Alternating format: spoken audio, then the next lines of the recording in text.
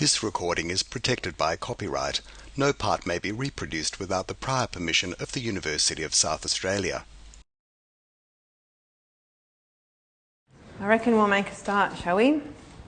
So there's not a lot of housekeeping this morning. It's week 11 next week. That means there's only 2 weeks after that. We're nearly at the end. Week 11 next week. But next week assignment 3 is due on Thursday, so make sure you don't forget that. And question 3 from assignment 3 is going to be done inside your tutorial, so make sure you go to tutorial. You have to go to the tutorial in which you're enrolled, unless you've already spoken to me. There's a couple of people who have switched tutes. But apart from that, you have to go to the tutorial in which you're enrolled to do your quiz question. That's about it. Is there any other housekeeping questions before we go? No. The little note about lecture attendance from Wednesday, I wasn't very diligent on Wednesday, and I think it went from here around the back and over there. And there were a few people here that missed out. So if you missed out, maybe come down in the break and I'll dig it out and you can pop your name on then. Thank you. Okay. Alright, so this is the last set of lecture notes. Hooray! The last set of lecture notes.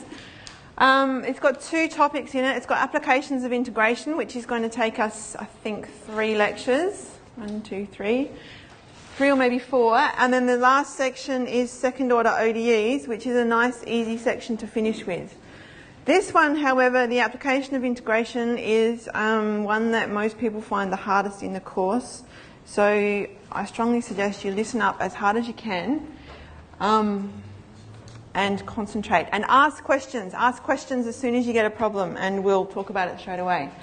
Now you have to listen to me blab on for a little bit before we actually do any work. So, applications of integration. We're going to talk about area, which probably most of you have seen already, but we're going to do it in a couple of different ways.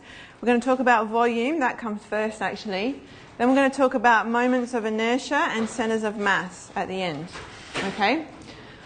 Alright, so the first thing we're going to talk about is an integral. So you know that an integral is kind of like a sum and you're kind of finding an area. So let's have a look at what it is. If we can write, I'm going to flip between this slide and the next slide to make sense of this. I've got here the integral, and instead of writing it as an integral, we can write it as a sum, okay? And I've written it as a sum in 2 different ways. These parts here are the same. The limit parts are the same. The difference is the j here goes from 0 to n minus 1, and this j goes from 1 to n, okay? And I'm going to talk about that as we go. So what we're doing is we're taking a limit as this little delta x goes to 0. Now this little delta x is going to be a step size, and I'll say something more about that too. Alright, so what we're going to do is we're going to approximate an integral by sum. Okay, I'm going to come back to that as well.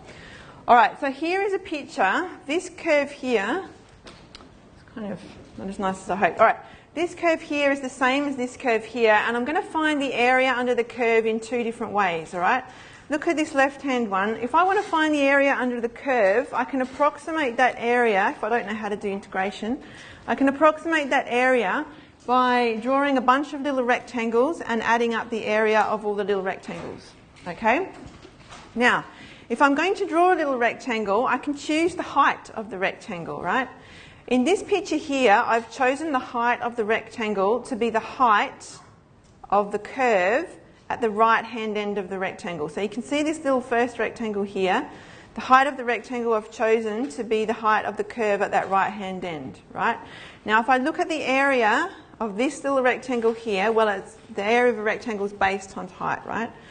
The base of this one here is this little delta x, and the height of the rectangle here is the value of the function at this point here.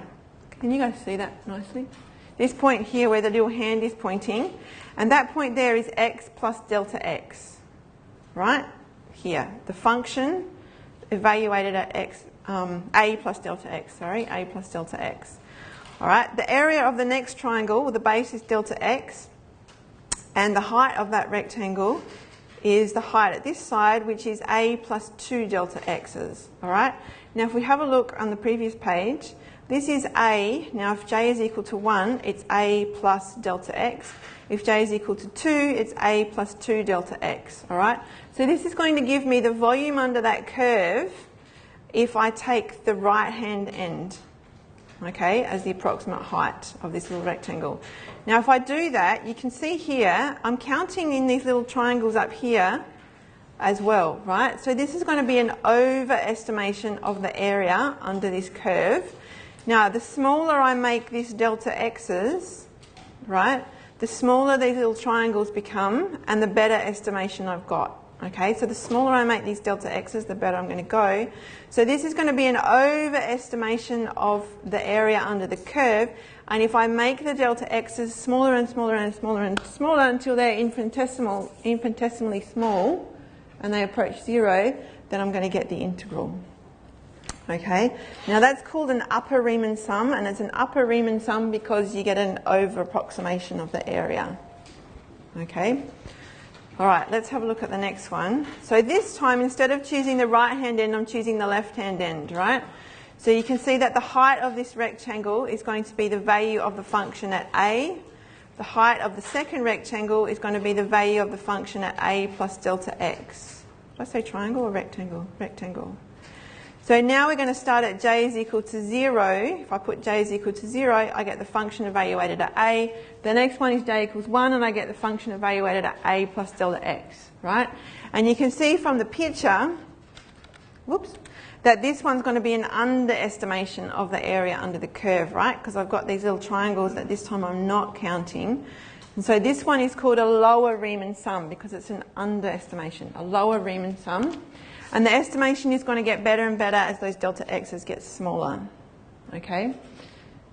And as they approach 0, if you take the limit as delta x approaches 0, then you actually get the integral, okay? So that's one way to understand what integration is, okay? You're summing up little tiny areas, okay? Okay, another way to write it, right? I've got there the sum of this function here, sorry, AB. I've got it like this, right? And this is like saying the sum of all the little rectangles, because remember this is like an area of a rectangle, in between x is equal to A and x is equal to B, okay? And another way of writing that would be the sum of all the little areas. Okay, this is just an area, right? So I could write the sum of all the little areas, oops, area, or the way I've written it there, I can write the sum of all the little areas, and these little areas depend on where you are in x, okay?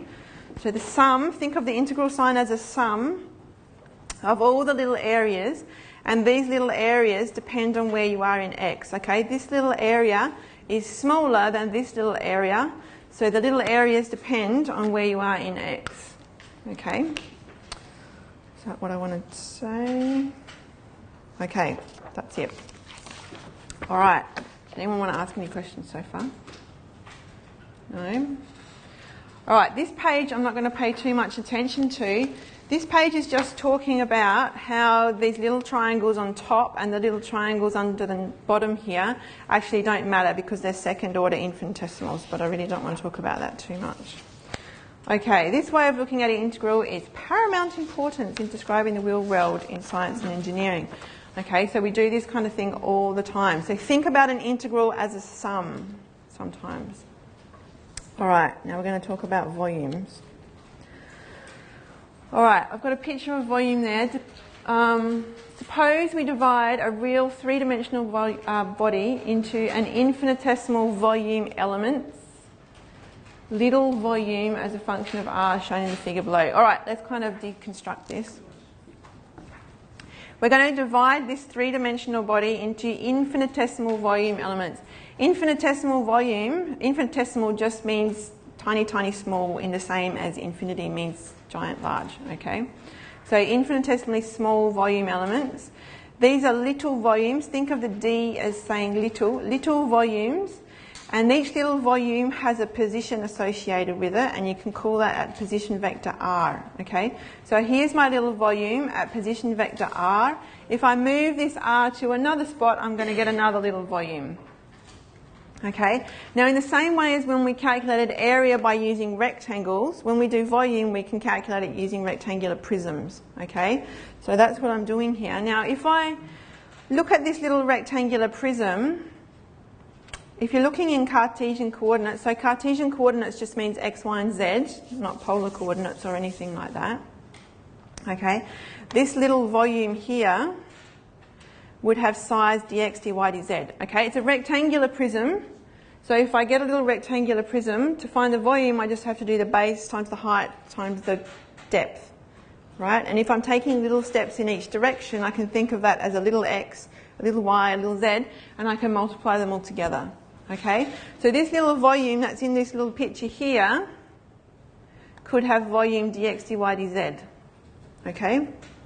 And if I want to find the volume of the whole thing, I just sum them up. So think of this sign as an integral, as a sum. Think of this integral as a sum. I'm going to sum them over the body and I'm going to sum up all the little volumes. Okay? All right. Now if I've written this little volume as dx, dy, dz, then I can sum them up. And here it is here. I can sum them up. And I have to sum them up 3 times because I have to sum them up in the x direction, oh no, this is the x direction, in the x direction, the y direction and the z direction, alright? So you have to sum 3 times.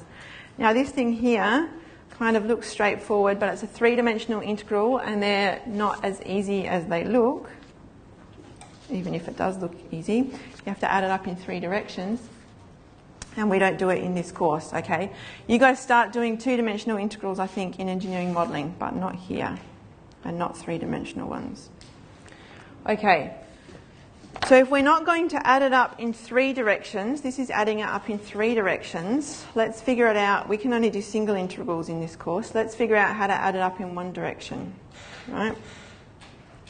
Okay, now if you want to add it up in 1 direction, instead of slicing it into tiny little rectangular prisms, if we slice it into flat slices, right, then it's only skinny in 1 direction and then we only have to add it up in 1 direction.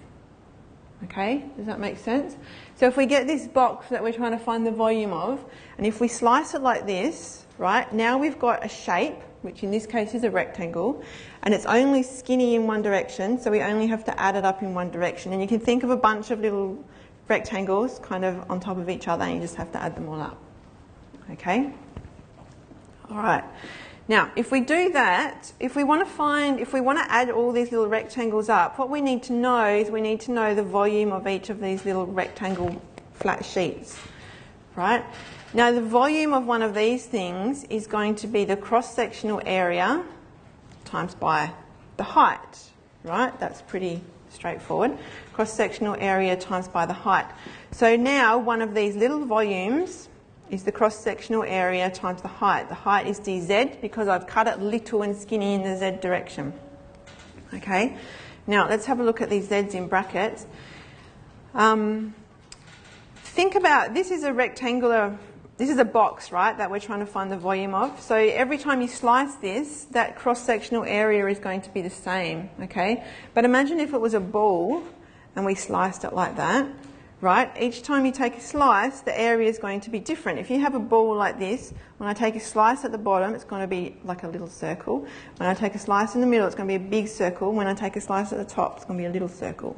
Okay, so the size of the slice, or the size of the area of the slice, depends on how high you are. Right, so that's why this little z is in brackets. Okay, because in general, the area of this thing here is going to depend on how high you are. Okay, so that's why this is in brackets with a z, and that's why this is in brackets with a z. Okay? All right. Now, this little stuff in brackets here is about if it's not a box, if it's a circle, you're going to have these little triangular elements again that you're missing out, and we're not going to count them, and that talks about why, but I'm not going to talk about it. Okay, so what you want to do is if you want to find the volume of this whole box, you want to add up all these little volumes, okay? So you can add them up, and that's a sum, and you can think about an integral as a sum. So we want to integrate this, which is the same as integrating this, okay? So the total volume is going to be the integral over the whole body of all these little volumes. And remember, the little volumes you can write as a cross-sectional area times by a thickness. Okay? Right, now have a look what we've done there. We're thinking about this as adding a little volume, adding a bunch of little volumes up. Now, if you look at it in the other way, like an integral, you've now got a function of z and you have to integrate it with respect to z. Okay, and we know how to do that. Okay, you've got a function of z and you're integrating it with respect to z. And we know how to do that, and we've talked for ages about different ways to do integrals. And that's it. Okay, you can also, so that's if you slice it horizontally. If you slice it vertically like this, right, then you're in the y direction, so it's going to be skinny in the y direction. Your cross-sectional area might change depending on where you are. So the cross-sectional area will be a function of y, and then you want to add it up in the y direction.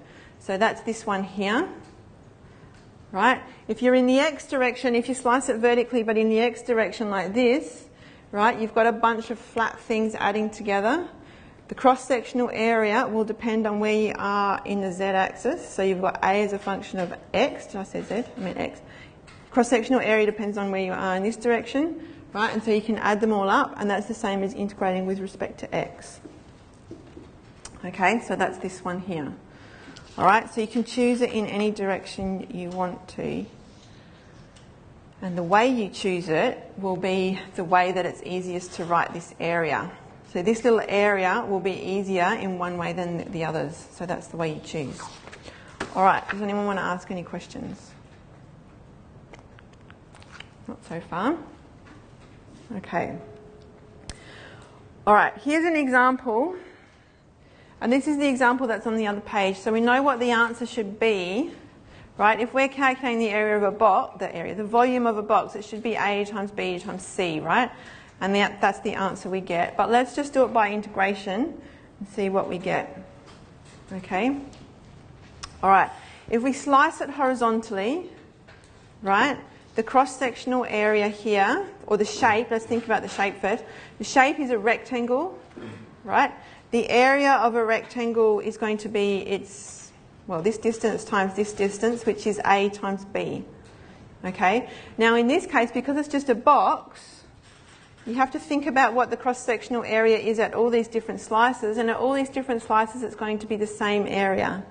Okay? So you don't need to have any function of z here. Okay? So here's my little area. Here's my cross-sectional area, sorry. I'm going to add up all over the body all the little volumes, right? I can replace the little volumes by a cross-sectional area times by thickness, right? And I'm going to add them all up from the z value at the bottom to the z value at the top, okay? Now if I replace this a by this little a times b, and they're constants so they can zip out the front of the integral sign. So now I've just got to integrate 1 from the z top to the z bottom. The z bottom is z equals 0 and the z top is z equals c. So I just get c minus 0, ABC is the volume. Okay, so that's what we're doing. So what you have to think about is you've got a shape, you're going to slice it up. Think about what shape the slice is, right? It's just a two-dimensional thing. We can all find the area of two-dimensional shapes. They're going to be circles or rectangles or triangles maybe. Okay, we can all find the area of those things. You have to write down the area and then all you have to do is add them up. Okay, sounds easy, doesn't it? All right, here's the first example. Pencils ready. What am I looking for? This one. Right? There it is. Okay.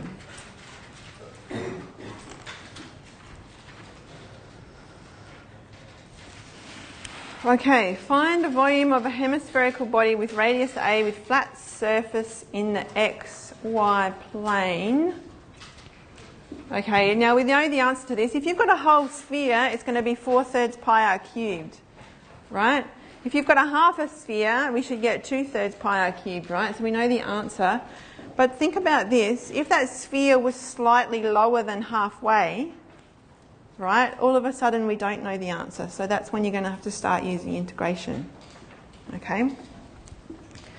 All right, we are going to find the volume of this little hemisphere, so half a sphere. And we're going to do it in 3 different ways by taking 3 different slices. Okay? The first way of doing it we're going to do is if we cut it like this, horizontally. Okay, so you're going to get little, we're going to cut it like that. Okay? I want to ask you, all right, slice horizontally. Let's go right up to here, shall we? All right.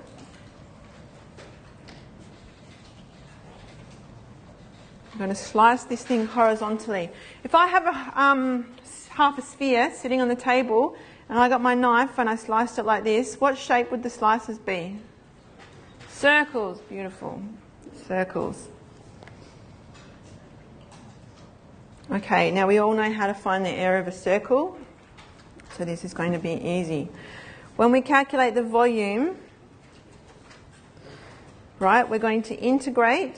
So that's we're going to sum all over the body of all the little volumes. Of all the little volumes. Okay?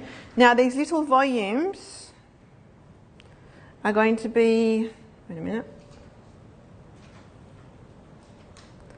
Here come my artistic skills. You're about to learn what a good drawer I am. Okay.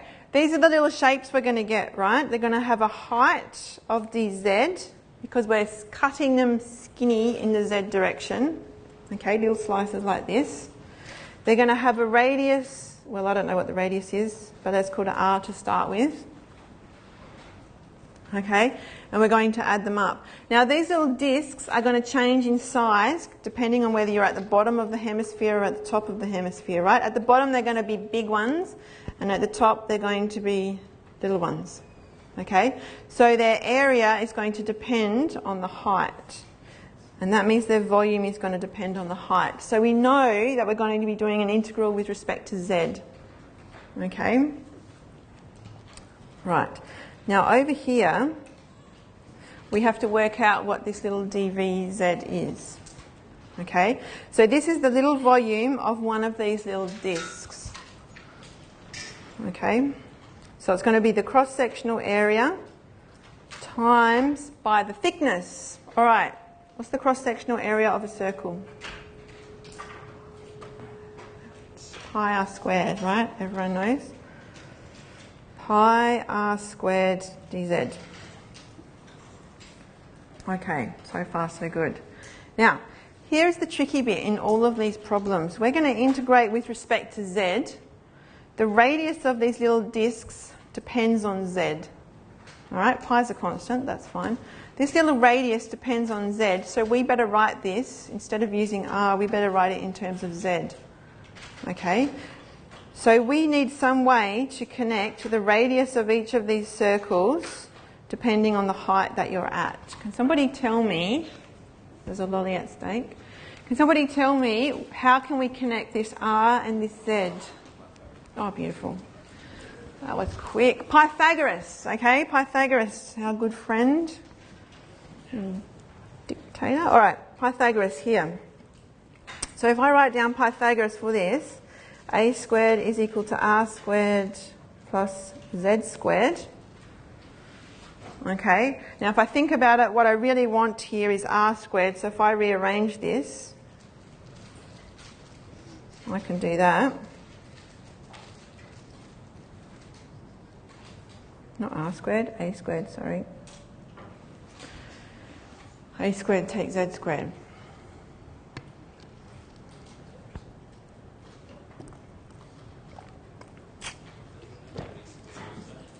Say that again.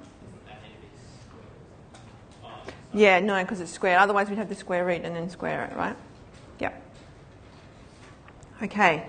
Now let's have a think about it. Pi is a constant, a is a constant, z is not a constant, z is z, and z is what we're integrating with respect to. So in this expression here, all I have are constants and the thing that we're integrating. Okay? So that is perfectly fine now to put that into an integral. Pi a squared take z squared dz. Okay, now we have to think about our bounds of integration. What's the smallest z and what's the biggest z that we're going from and to? So what's the smallest z? 0. And what's the biggest z? A. Yes, you can have a lolly too. Alright, the smallest z is 0 because we're on that plane. The biggest z is a because that's the radius of this hemisphere. Right? So we're going from z is equal to 0 to z is equal to a. When you're doing these questions in the exam or in your assignment, this is where most of the marks are. Okay? The integral part is normally not too hard. Okay? Most of the marks are in setting up the problem. Okay? Thinking about how you're going to slice it, what's the shape going to be when it's sliced, what's the little volumes of each little slice, and putting it into an integral. Okay? Alright, the pi is a constant that can come out the front.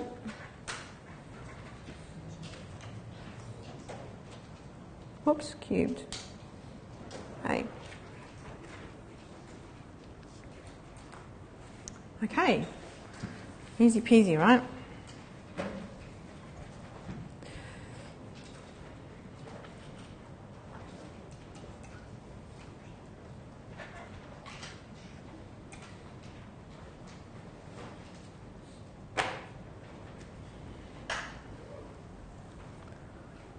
Okay, so I've got 1a cubed, take a third, so 1 minus a third is 2/3.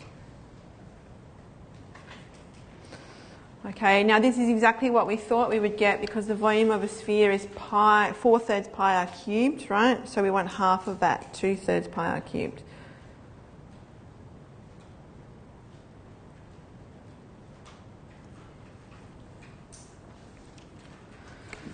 Okay. Does anybody want to ask any questions? Yes. How do I use Pythagoras to get the r? So see this little triangle in here? Yeah, maybe I should have done this a bit better. Okay, this, if I look at the side, right, you can imagine that this is one of these discs and we're looking at the side of it. Yep. Okay, this is one of the discs. If I call that r, right, the radius when z is equal to z, when you've got a z value here, is going to be this distance, right? This distance here is the radius of the sphere, so that's got to be a. And now you've got a little triangle that says z, which is the height that you're at, and here is the r that you're interested in, and here is the a of the sphere, and now you can do Pythagoras on that triangle. Okay, so if I did another one lower down, right, this is a different r here, and it's a bigger r. This is a smaller z now, and this distance here is still a because it's the radius. Yeah? Does that make sense? And it makes sense too, if z is smaller then r would be bigger, because if this is smaller, then this becomes bigger because you're taking away less. Right? Okay, does anyone have any other questions? No? Alright. So we're going to do this 3 times in different ways. The next way we're going to do it is by taking vertical slices. Okay, so imagine this, we've got a hemisphere sitting on the bench, so we've got half an orange, say, half an orange sitting on the kitchen bench, and we're going to take slices like this, chop, chop, chop, chop, okay? So when you take the first slice, it's going to be a bit small. When you take the middle slice, it's going to be big. When you take the last slice, it's going to be small, okay? And if you look at your orange from above, this is what it's going to look like. It's going to be a circle. Okay, and you're going to take these slices from above. Alright? So let's do it this way and hopefully we'll get the same answer.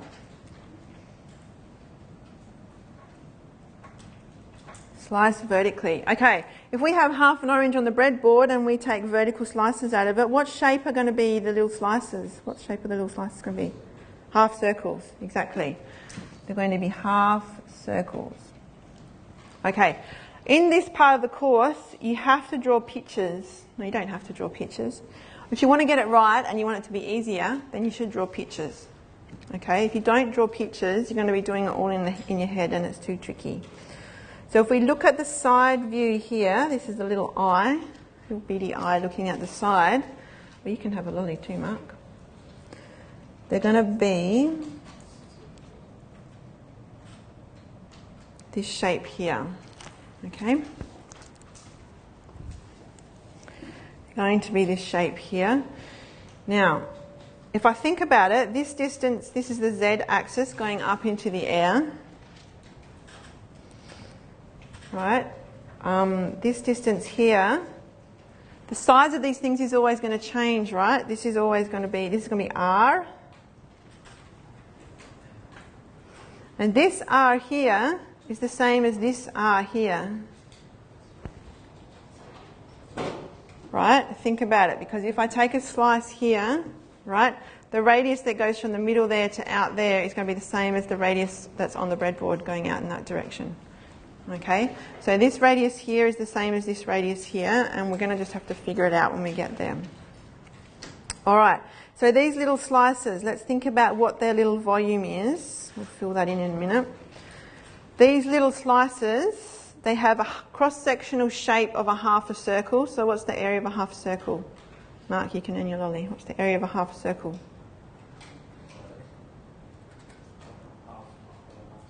Beautiful. Half pi r squared, okay?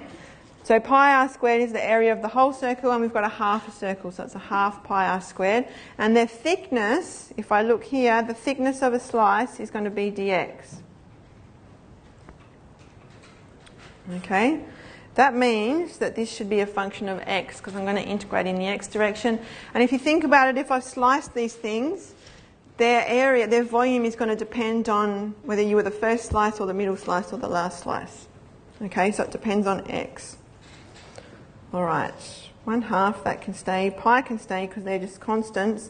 Here is an r, which depends on where you are, so we better write that in terms of x so we can integrate it. Okay, so once again, you have to connect r with x. How are you going to connect r with x? Pythagoras again, yes. So if we use Pythagoras in this little triangle here, so A is the radius of the hemisphere that we're interested in, x is the position, and here's the r that changes, right? So r squared is going to be a squared take x squared. Okay, so let's put that in. A squared take x squared dx. Okay, so now I've got this expression. Oh. Okay, so now I've got this expression here that is an integral. It's going to be an integral in terms of x, and the little thing that we're integrating in has only got x's and constants in it, so now we're good to go. Okay, so the volume will be sum up, think of the integral as a sum up all over the body, all my little volumes, and the little volumes will depend on where you are in x. Okay? Next time you're cooking dinner. Okay, so the little volumes are here now, a half pi a squared take x squared dx. Okay, integrating with respect to x. Have a think about it. We're going to think about the range on this integration. What's the smallest value of x and what's the largest value of x? Pardon? Not x, you're nearly right, minus what? X is the variable, right? So it can't be x. Yeah, minus a, right? Because that's the radius? Yep, that's what you were thinking, right? Yeah. So this here is minus a. Because, and this is a because that's the radius of the sphere. You saw x, yeah. Minus a to a. Okay, and that's where most of the marks are in the question, all right? The integral is not so tricky. That's where most of the marks are. equals a half and pi, they can come out the front. Whoops, zx. 1/3 x cubed minus a.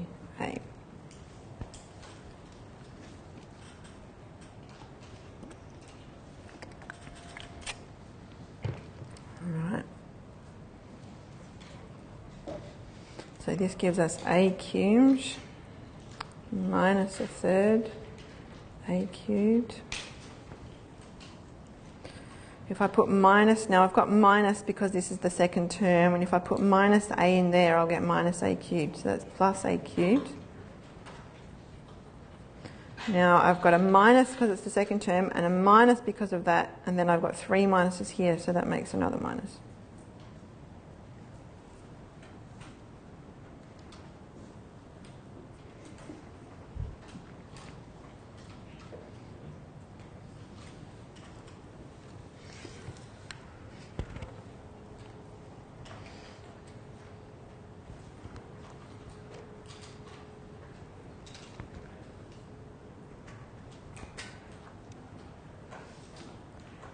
Okay, now I've got a cubed and a cubed, so that's 2a cubes.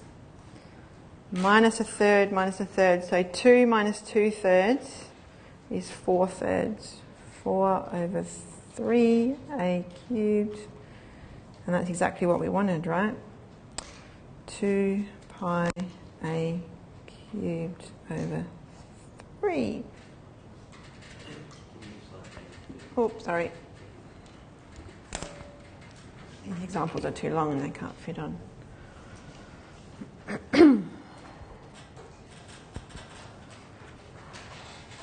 Okay, so the volume of a hemisphere.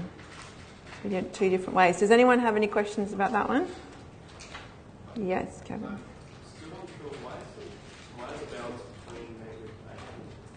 Okay, so think about, you've got like half a giant orange, right? And it's got a radius of a, and you've put the axis in the middle, right? If you're slicing, let's start, so we're going in, well, I'll go in the forwards direction for you, right? If we're slicing here, slice, slice, slice, slice, slice, slice, slice, where I started was minus a, and where I finish is plus a. Yeah? Yep. Okay. Any other questions? Yes.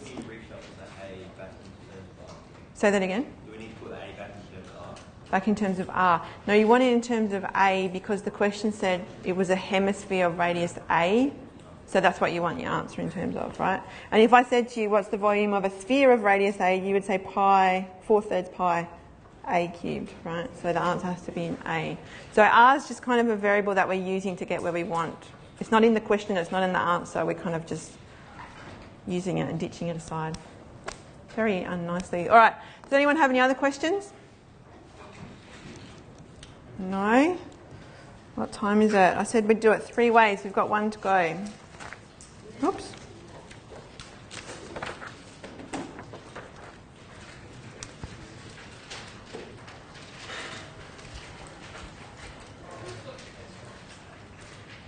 Okay. This time we're going to take annular slices. Now it seems like I'm kind of making this up for busy work, but the reasons you might want to do this, right? When we come to do moment of inertia, right? When you're doing volume, you can slice it any way you like. Any way that makes your life easy is fine. When you do moment of inertia, you don't get a choice, all right? When you do moment of inertia, you have to slice it like this. The calculation is different, but the slicing has to be like this, and I'll explain why when we get there. But that's why we're doing this now. It's not just because I want to make busy work. It's because when you do different problems, sometimes you have to slice it in certain ways.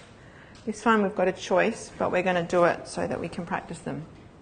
Okay, so this time imagine we've got an orange here, and we're going to slice them in annular slices. Okay, so imagine you've got your giant half an orange sitting on the kitchen bench, and now you get out a giant scone cutter, right, and you slice it down. Right on the outside you've got this skinny little strip, all right, and you take that away. And then you get a scone cutter that's slightly smaller and you slice it again, and now you've got another skinny strip, and this time it's a little bit taller, and you can take that away. And then you get another scone cutter and you slice it again, and you get another slice which is like an annulus and it's a bit taller, okay? Until you get to the middle, and right in the middle you're just going to have one skinny little cylinder. Okay, so everyone imagine what we're talking about. So we're taking these slices out and they're going to be little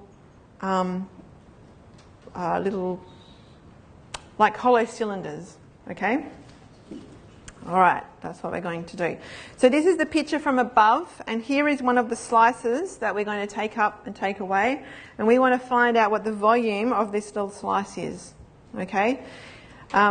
Here's another picture from the side. So from the side, you can see, well, you're going to get this little kind of hollow cylinder that's going to be a certain height, right? And the height depends on where you are. Here, remember I said on the outsides there are these little short cylinders, and on the middle you've got a tall skinny one, okay? All right, so what do we want to do? We want to slice annularly.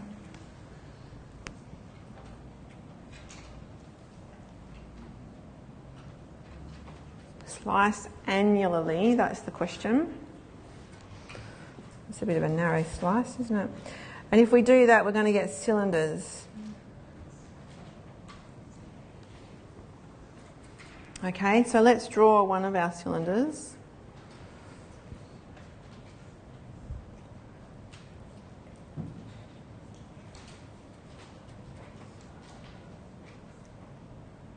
Okay, here's my little cylinder. But don't forget, it's got some thickness here. Like that. Because it's hollow, that's right. Yeah, because we took a slice with our giant scone cutter, right, and then we took it away. So it's like a hollow little cylinder that's really skinny. Okay, so we have to find out the volume of this. So it's not the volume including the insides, it's just the volume of this tiny little slice, all right? It's a hollow cylinder. Now, we kind of don't know much yet. Let's say the radius is r. Okay, let's say the height is h. And the thickness, if you look at this picture here, you can see the thickness is dr, okay?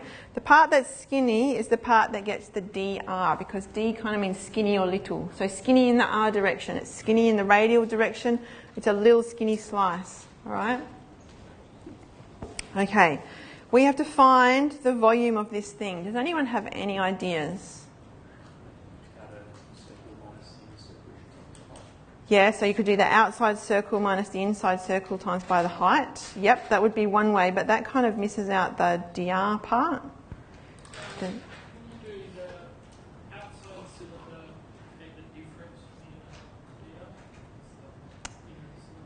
Yeah, so that's kind of the same thing, and it kind of, what you end up doing there is if you did that, you would get dr squared, right, in some spot. And when you want to put that into an integral, you don't want to have dr squared, because that doesn't really make sense. So we want to do it in a different way. I'm going to tell you. Do you know? No? You're just stretching your arms around. Okay, what you do is you get out your scissors, right, and you cut this little thing here like this, right, and then you lay it out flat. Okay, and now I've got a rectangle. And we know how to do rectangles. We missed a little bit, which is like a little triangle bit on the end when we cut it and laid it out. There's these tiny little triangles along the end, but the little tiny triangles we're not going to bother about in the same way we didn't when we did the area on the first page. So if we get out our scissors, we're going to get something like this. Okay, a flat little rectangular sheet. This height is h. The thickness is dr. Those things are the same. What's this length here? 2 pi r. Beautiful.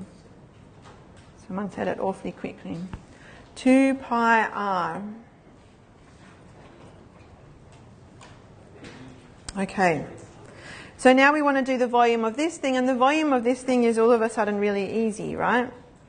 Let's think about that in a minute. It's going to be this distance times this distance times this distance, right?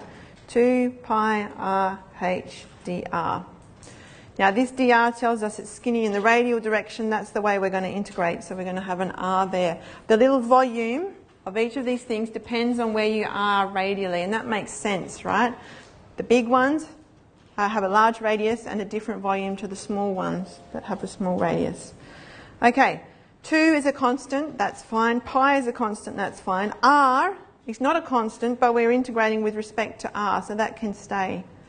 Okay, H is not a constant, that's small on the outside and big on the inside. So it's not a constant and it's not an R, so it can't stay. So we need to change this into an R. Beautiful. Pythagoras here. So who said that? All right, you can have a lolly. So A squared is equal to R squared plus H squared. In the other questions, why do you sit up the back and answer questions? All right. Oh, yay. Okay. In the other questions, we were after something squared, so when we rearranged it, that was easy. This time we're after H, so we've got to have the square root. Taylor. Yeah, and that's where, so you're kind of missing a triangle. You're missing a triangle here on the end when you cut it and lie it flat. And you're missing a triangle here, you're right. The thing is, it's a second order infinitesimal. And that's why we're allowed to miss it. Because a second order infinitesimal, when you take the limit, you only worry about the first order infinitesimals and not the second order ones. So they disappear. Yeah, you can actually calculate the area of those little triangles, or the volume of those little triangles, and you can see it goes like dr squared, and then it doesn't matter. Yep. Okay, 2 pi r square root. Okay, now all of this is in terms of constants or in terms of r's, so now we can stick it into an integral, and we'll be perfectly fine. Equals integral 2 pi r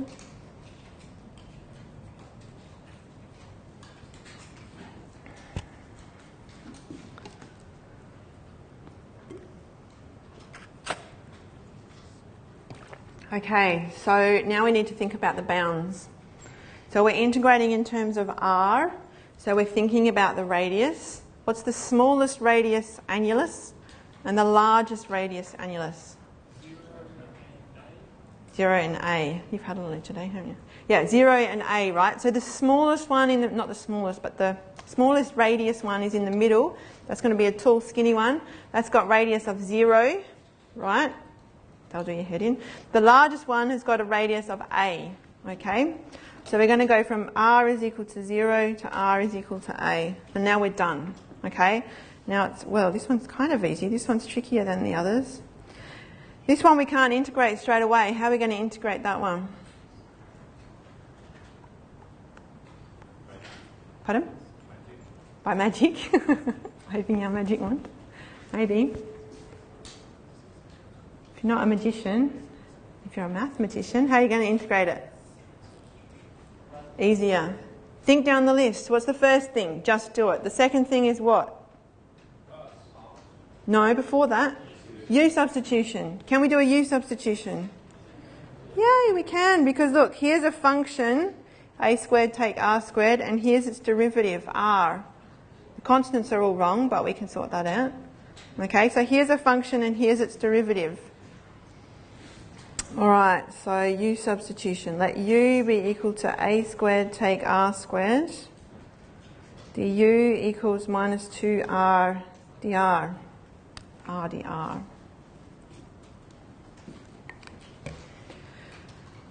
You know on The Simpsons, in that episode where Lisa goes to that smart school and they have to integrate something and they go r squared dr and it goes r dr r. This is how it happens. R dr makes me laugh every time. Oh, look at you. Alright, so we've got a 2 r dr here, r dr, and here we've got a 2 and an r and a dr. So the minus sign is the only thing that's doing us in, so we can put that on the other side like that. Okay, let's have a look. So the 2 and the r will get replaced with a du, and all that's left is a pi. And what else? A square root of u. Whoops, and a minus sign. Got the minus sign. Ooh, a volume with a minus sign. Let's see what happens. Okay, now these are R bounds, so you can either leave them as R bounds or you can change them to U bounds. I'm going to change them to U this time. When R is equal to 0, U is equal to, what is it equal to? A squared, beautiful. A squared. Okay, when R is equal to A, U is equal to 0. Yes, beautiful.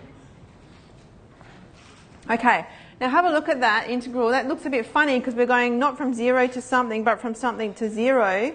And that's where the minus sign comes in. Okay, the minus sign is going to fix that up for us. So we're not going to have a negative volume. It's all going to work out fine. All right, minus pi. Now we can integrate this. This is like u to the half. Add 1 to the power and we get u to the 3 over 2. And then we want a 2/3 out the front.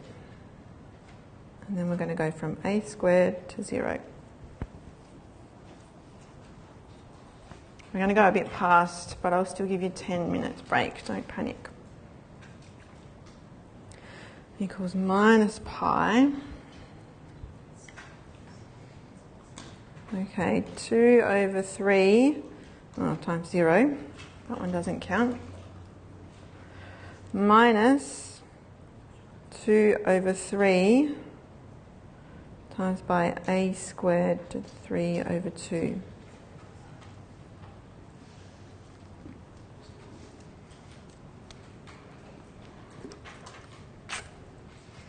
Okay, make sure you know your rules with your indices. This is going to give us a cubed, right? The 2 on the top line here cancels out with the 2 on the bottom line here, and you get a cubed. The minus and the minus are going to cancel each other out.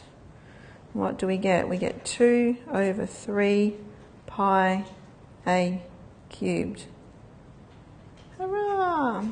It's the same as before. Hooray! All right, does anyone want to ask any questions about that one? That's the toughest of them all. Like I said, when you're doing volumes, you can slice it in whichever way is easy. When it comes to moment of inertia and centre of mass, you don't get a choice. So that's why we're talking about the different options now. Nobody's got any questions? All right, let's have a 10-minute break.